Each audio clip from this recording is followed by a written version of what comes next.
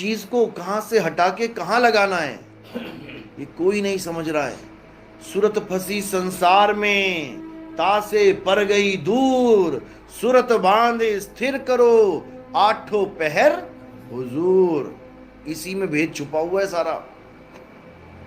अगर आप अपनी सूरत को जानते हो कि मेरी सूरत क्या है और इस वक्त वो कहां है, तो समझ लो कि अब आपका रास्ता क्लियर हो सकता है।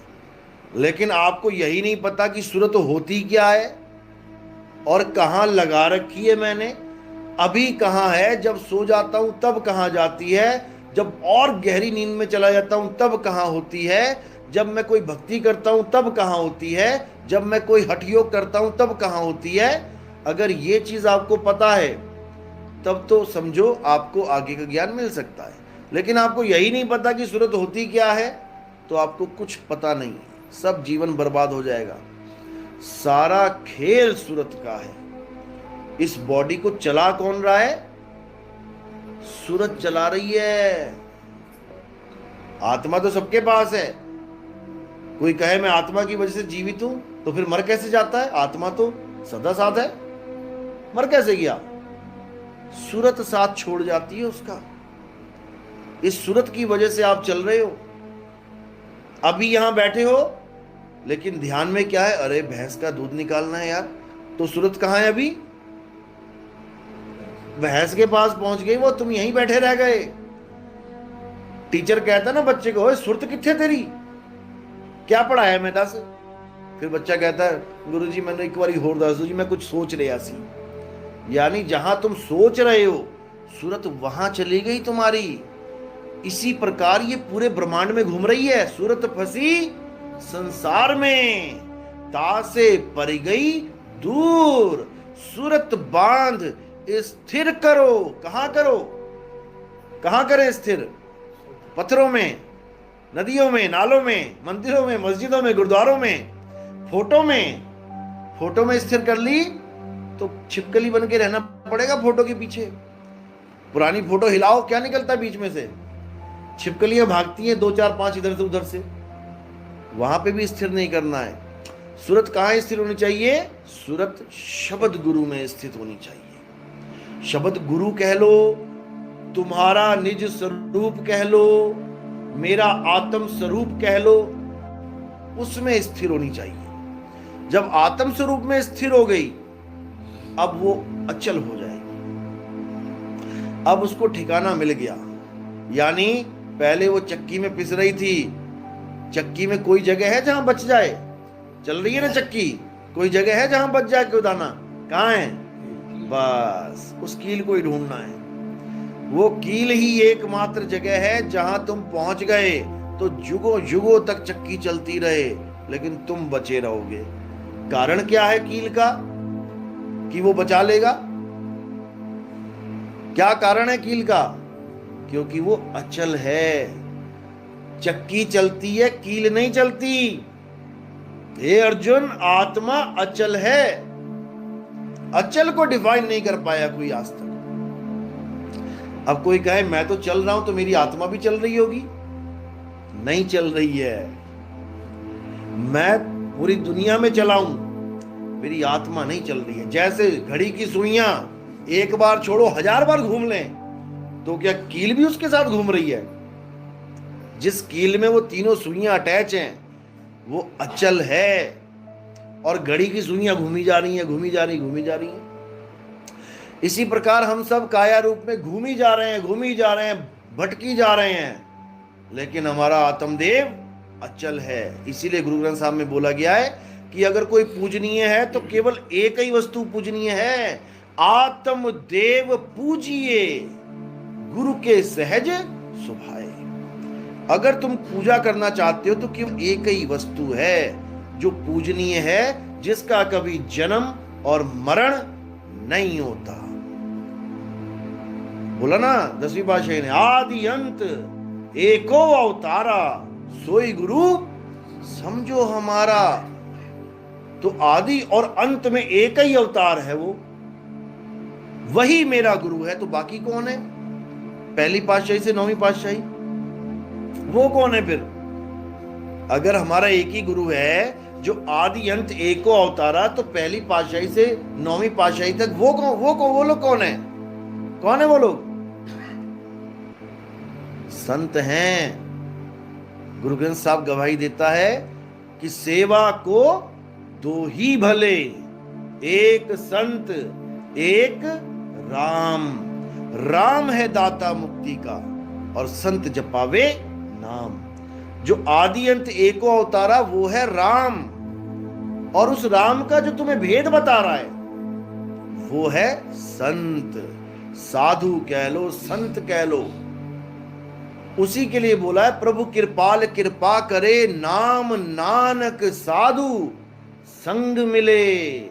जब प्रभु कृपा करता है, लोग सोचते हैं मेरे तो बड़े बड़े धंधे चल गए जी, करोड़पति बन गए, मकान दुकान बढ़िया हो गया, प्रभु की कृपा हो गई। नहीं हुई। ये माया की कृपा है भाई, ये माया की कृपा है। 1 मंजिल से 10 मंजिल बन गया, माया ने कृपा की है। अगर ये प्रभु की कृपा होती तो रविदास जी का भी बन जाता। रविदास जी से ज्यादा तो प्रभु को नहीं जान पाए ना कोई बिजनेसमैन। तो बिजनेसमैन तो 1 तल्ले से 10 तल्ले बना लिए, और रविदास जी रह गए एक झोपड़ी में।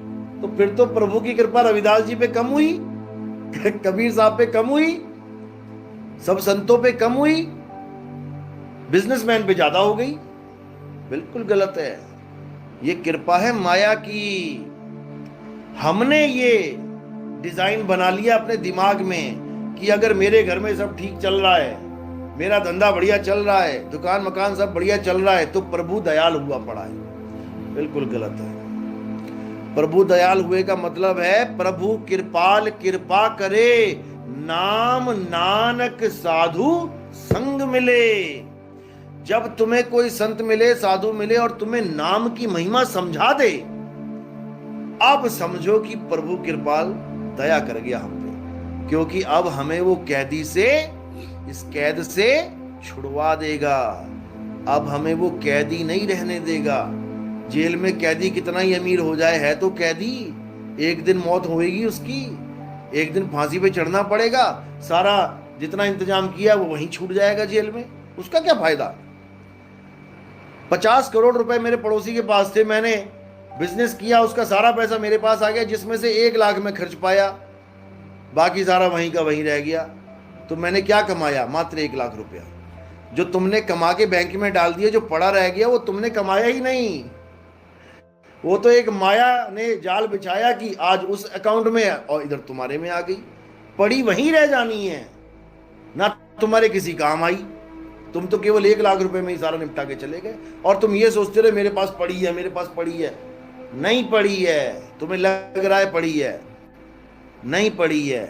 वो इसी लोक का माल है, इसी लोक में पड़ा हुआ है।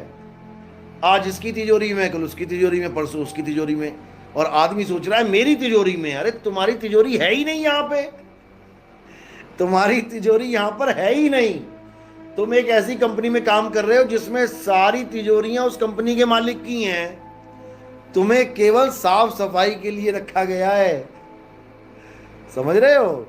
ये सारे मकान उसी के हैं, ये सारी दुकानें उसी की हैं। सुबह से लेके शाम तक तुम केवल झाड़ू पोछा करते हो, और झाड़ू पोछा करते करते पूरा जीवन बिताते बिताते फिर उस मकान को छोड़ के चले जाते हो। बताओ किसका दादा लेके गया मकान? यहीं पड़ा हुआ है, सारी उम्र उसको रिपेयर करता रह गया बेचारा, और यहीं छोड़ के चला गया। और ये मकान भी, ये जेल ऐसी है जिसमें सरकार जेल नहीं बना रही है कमरे, सरकार ने तुम्हें कह रखा है अपनी अपनी जेल बनाओ। अब जितना तुम्हारे पास पैसा है तुम उतना पैसा जेल में लगा रहे हो, अपनी जेल बना रहे हो। जेल ही यही है, मकान दुकान। एक सरकारी जेल होती है जहां पहले से कोठरियां बनी होती हैं, और एक ये 3 लोक जेल है। जब इस दुनिया में पहली बार इंसान आया, एक भी मकान, एक भी झोपड़ी नहीं बनी थी। बनी थी क्या? यानी कैदी को काला पानी की सजा देके उसको टापू पे भेज दिया गया। अब उस कैदी ने पूरा टापू ही बसा दिया। दे मकान पे मकान, दे दुकान पे दुकान, बड़े बड़े शहर बना दिए। ये सब कमरे हैं किसके? कैदियों के। कोई कैदी अमीर है, कोई कैदी गरीब है, दोनों ही कैदी हैं, और दोनों की एक सी सजा है, सबको फांसी लगी हुई है यहां पे, सबको मरना है। लेकिन बड़े बड़े मकान बना के कैदी सोच रहा है मैं ज्यादा खुशहाल हूं, मैं ज्यादा खुश हूं। बिल्कुल नहीं है। नानक दुखिया सब संसार, और सुखी सोई जो नाम आधार। नाम आधार मतलब जो राम राम कर रहा है, जो ओम नमः भगवते वासुदेव कर रहा है, जो वाहिगुरु वाहिगुरु कर रहा है, वो क्या सुखी है? सुखी नहीं है भाई। सुखी वो है जिसके पास इस जेल से निकलने की चाबी है, क्योंकि नाम ही चाबी है। बिन नामे जग कमला फिरे, गुरमुख नदरी आया। यानी सारी दुनिया नाम के बिना पागल हुई पड़ी है, पागल बनी पड़ी है। वो सोच रही है जो नाम मैं ले रहा हूं परमात्मा, कभी नहीं होगी, क्योंकि हम गलती से 52 अक्षरी नाम को परमात्मा का नाम मान बैठे हैं। जब इंसान नहीं आया था तो कौन सा नाम था परमात्मा का? किसने बनाया? जब इस दुनिया में इंसान नहीं आया था सारे जानवर थे। क्या किसी ने परमात्मा का नाम बनाया?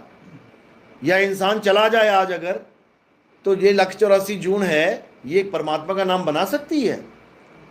हिंदी में, पंजाबी में, उर्दू में बना सकती है क्या? क्या कुत्ते ने आज तक बताया कि मेरा परमात्मा कौन है? मैं हिंदू हूं कि मुसलमान हूं कि सिख की ईसाई? गाय बैल बकरी ने बताया कि मैं किस भगवान को मानती हूं, मैं किस धर्म की हूं? ये रोग केवल इंसान को लगा है, 52 अक्षरी रोग। इसी रोग को काटने के लिए कबीर साहब आते हैं। गुरु ग्रंथ साहब में क्या बोला उन्होंने? 52 अक्षर लोक त्रय, सब कुछ इन्हीं माही, और ये आखर खिर जाएंगे, वो आखर इनमें नहीं। ये रोग है, ये 52 अक्षरी रोग लगा बैठे हैं हम लोग। 52 अक्षर जीवा धारा, अक्षर जीभ्या से न्यारा, वाही को सत सिमरण कहिए, सिमर सिमर नर उतरो पारा। ये रोग लगा है हमें, वाहिगुरु वाहिगुरु, राम राम, अल्लाह अल्लाह, गॉड गॉड, कबीर कबीर, सब 52 अक्षर हैं। ये अक्षरों को जप रहे हैं हम लोग, और हमें लग रहा है कि हमारी मुक्ति हो जाएगी। अब तो नहीं पता, लेकिन ओशो धाम में जो ओशो नाम है वो उनका नहीं है, वो तो आचार्य रजनीश थे। ओशो नाम कहां से आया? क्या है ओशो का मतलब? हैं? ओशनिक नहीं, ओशो का मतलब है श्वासों में जो क्रिया चल रही है।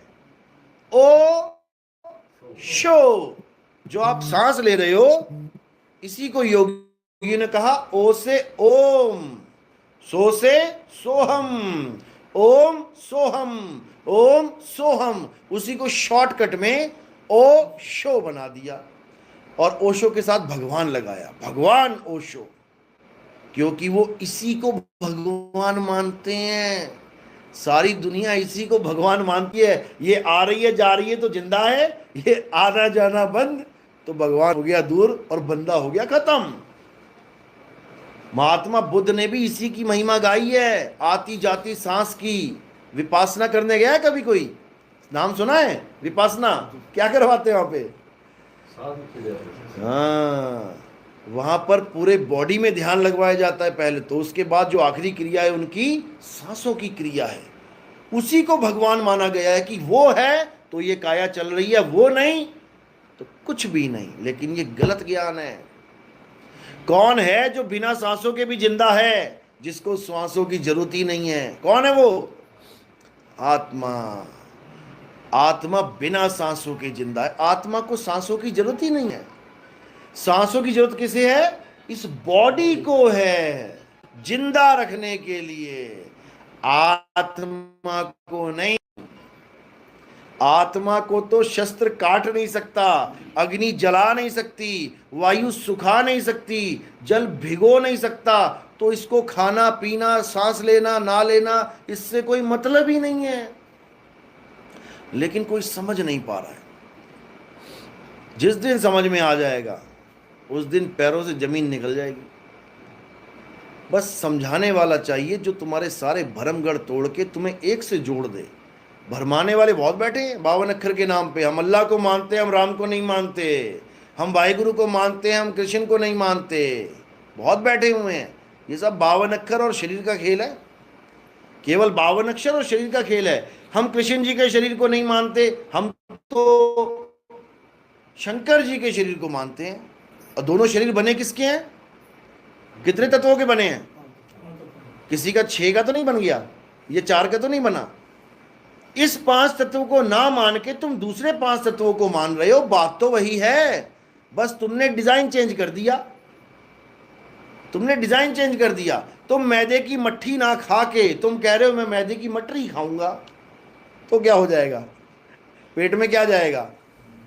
मैदा। बस यही झगड़ा है। जिस दिन हमने 52 अक्षरों को और 5 तत्वों को समझ लिया, उस दिन झगड़ा खत्म हो जाएगा। ये जितने कमरे में बैठे हैं सबकी शक्लें अलग अलग हैं। शक्लें अलग है तो नाम अलग रख दिए, लेकिन जब तात्विक रूप से इनको देखोगे तो कौन कौन बैठा है यहाँ पे? कौन बैठा है? सब एक ही हैं। हवा, पानी, अग्नि, आकाश, ये जल सारा बैठा हुआ है। ये 5 तत्वों के शरीर बैठे हुए हैं, सब एक ही हैं। केवल शक्ल का डिजाइन बदल दिया। ये मेरा पापा है, ये मेरी मम्मी है, ये मेरा चाचा है, और तत्व रूप में वो 5 तत्व है। तुम पापा 5 तत्व को मान बैठे हो। ये हवा, पानी, आग, धरती, आकाश मेरा पापा है, तो वो बाहर वाला क्या है फिर? बाहर भी तो धरती, हवा, आकाश है। वही गूंद के ये एक डिजाइन बना दिए, तो ये तुम्हारा पापा हो गया और वो तुम्हारा पापा नहीं है। यही माया का खेल है भाई। मैं तो ओशो को मानता हूं। ओशो क्या है? 5 तत्व है। मैं ओशो को नहीं मानता, मैं तो राधा स्वामी को मानता हूं। वो क्या है? वो भी 5 तत्व है। तू 5 तत्व को छोड़ के 5 तत्वों में फंस गया। ज्ञान है। मैं राधा स्वामी को मानता हूं, इसका मतलब ये नहीं कि मैं 5 तत्व को मानता हूं, मैं उनके ज्ञान को मानता हूं। मैं कबीर साहब को मानता हूं, तो इसका मतलब ये नहीं मैं उनकी देही को मानता हूं, मैं उनके ज्ञान को मानता हूं। मैं नानक साहब को मानता हूं, इसका मतलब ये नहीं कि मैं उनके शरीर को मानता हूं, मैं उनके ज्ञान को मानता हूं। और असल में ज्ञान ही गुरु है। वाणी गुरु। वाणी का मतलब ये नहीं जो लेख तुम्हें दिख रहा है, वाणी का मतलब है जो ज्ञान उसमें से मिल रहा है। वाणी गुरु, गुरु है वाणी, और बिच वाणी अमृत सारे। ये समझ में नहीं आ रहा लोगों को। लोग वाणी को मान के बैठे हैं। इतने संतों की वाणी को ही मैं मानता हूं जो गुरु ग्रंथ साहब में नहीं है। जिस संत की वाणी वो कच्ची वाणी है। मीराबाई की भी नहीं है। तो मीराबाई कच्चे गुरु की चेली थी क्या? मीराबाई कच्चे गुरु की चेली थी। जब गुरु पक्का है तो चेला भी तो पक्का ही होगा। उसकी वाणी क्यों नहीं है? वो भी तो उसी के समय में हुई थी। किसी लेडीज की वाणी क्यों नहीं है? सहजोबाई, मुक्ताबाई, महाराष्ट्र में मुक्ताबाई के नाम के झंडे गड़े हुए हैं, लेकिन हमारे ग्रंथ में नहीं है। तो इसका मतलब ये नहीं कि वो पूर्ण नहीं है, ऐसा बिल्कुल नहीं है। जो पूर्ण है उनकी वाणी पूर्ण है, और जो पूर्ण नहीं है उनको बोला है अगर वो वाणी लिखते हैं बिना अनुभव के, वो कच्ची वाणी है, कटेगी। वो कच्ची वाणी है, कटेगी। इसीलिए कच्ची और पक्की का भेद यही है कि जो अनुभव के साथ वाणी आती है वो पक्की वाणी है, और जो बिना अनुभव के सुनी सुनाई वाणी होती है, लिखने वाले लिखने लग जाते हैं, सोचते हैं अरे बहुत तुक्के मेल मेल के, और सोचते हैं मैं तो ब्रह्मज्ञानी हो गया। वो सब कच्ची वाणी है, कटेगी वो, क्योंकि उसका अनुभव नहीं हो सकता उससे। उसने लिख तो दी संतों की वाणियां देख देख के या संतों का सत्संग सुन सुन के, मेरा शब्द गुरु, मेरा परम पिता परमात्मा, मेरा ये मेरा वो, लेकिन कौन है वो शब्द गुरु जानते हो क्या? नहीं जी, अनुभव तो नहीं हुआ। फिर काहे को लिख दी वाणी है? ये सब कच्ची वाणी है।